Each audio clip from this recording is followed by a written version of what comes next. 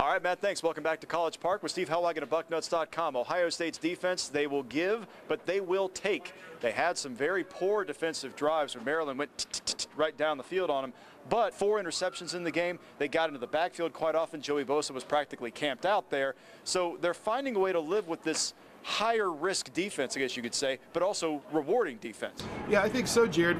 In the first quarter and a half of the game, Ohio State basically played lights out. All they gave up was the long field goal that Maryland kicked there in the first half. And otherwise, as you said, they were getting great pressure. Just what can you say about the front four? They're starting to come together. And then again, you think about everything that's happened with this defense, all the plays they've given up. They did sprinkle one of those in there, a 60-yard play in the second half. But on the whole, great day, I think, for the Ohio State defense. We're going to be more aggressive on defense. We're tighter coverage with that. There's somewhat of a risk that we need to continue to work on because there's some isolated man-to-man coverages, but there's also more opportunity to step in front of a ball like we have. Whatever call we get, we know there's a chance that we can force a big play here, and if everybody does their job, something can happen. I mean, we always had those playmakers, with our coaches putting us in a position to make plays and just trusting one another, trusting everybody as a whole unit. Again, the Buckeye defense active. They're trying to make plays. It's that risk-reward style, and it's becoming more rewarding than not. Matt, back to you.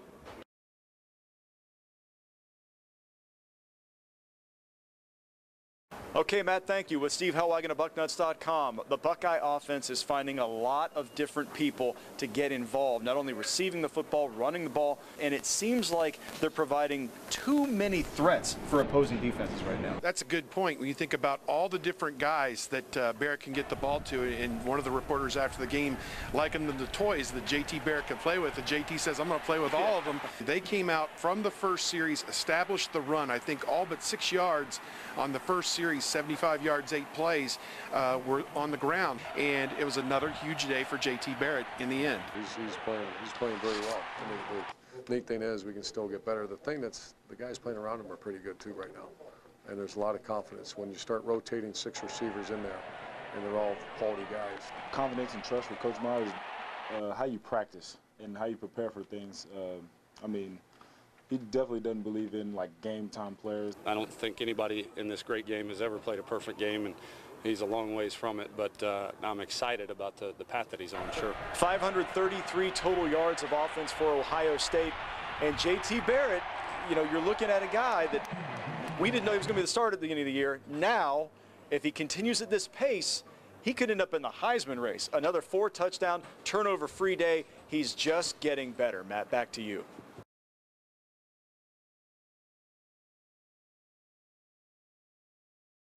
All right, Matt, thank you. Reviewing Ohio State's win over Maryland yesterday, and now Steve Helwagen for BuckNuts.com. It leads to a bye week for Ohio State, probably an ill-timed bye week considering the rhythm they're playing with offensively right now. They'd probably prefer to keep playing, but there are some things to be gained in that week off. Well, yeah, there are certainly things that need to be corrected. They'll get back to drilling on fundamentals, you would think, this week. In the first bye week, they only practiced 3 days. They let the guys rest up their injuries, the kind of aches and pains, and they're going to have to get rested up because it is a 7-week run to the finish line once they get back into games, starting with the October 18th homecoming game with Rutgers. The road's getting tougher and tougher, so we're just worried about getting better this week. I can't wait. It's a bye week. I wish we were playing another one next week. Our whole team wishes we were playing. But I'm going to give him as many game reps as again just to continue to show that maturity. You see Raekwon McMillan's getting more confidence in playing, and our return game is starting to pop a little bit now.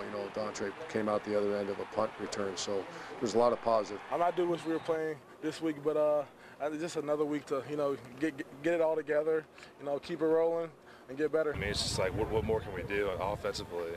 We've really stepped it up a lot, and I'm excited to see it moving forward, how it's going to look. A lot still out there for Ohio State. They're going to face better defenses in the second half of this season, and at the same time, the offense has made some amazing strides through 5 games.